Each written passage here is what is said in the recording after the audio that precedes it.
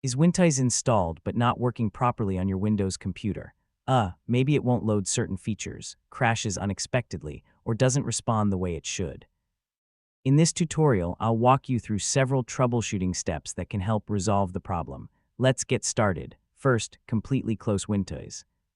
If necessary, use Task Manager to end the process, then restart your computer and launch Wintoys again.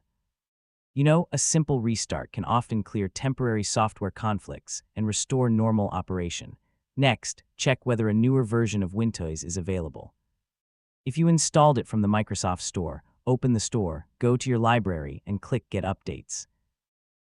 Keeping the application updated helps fix bugs and improves compatibility with the latest Windows releases.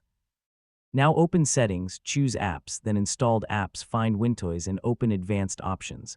Start by selecting Repair. If the problem continues, try Reset. Keep in mind that resetting may restore the app's default settings. Next, make sure Windows itself is fully updated. Some Wintoys features depend on the latest Windows components to work correctly. Install any available updates, restart your computer, and test the application again. If Wintoys still isn't working properly, uninstall it from Installed Apps, restart your computer, and install the latest version from the Microsoft Store.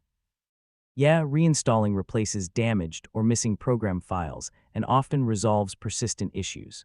And that's how to fix Wintoys when it's not working.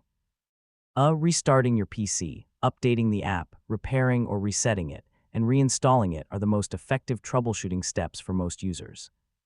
Thanks for watching, and I'll see you in the next tutorial.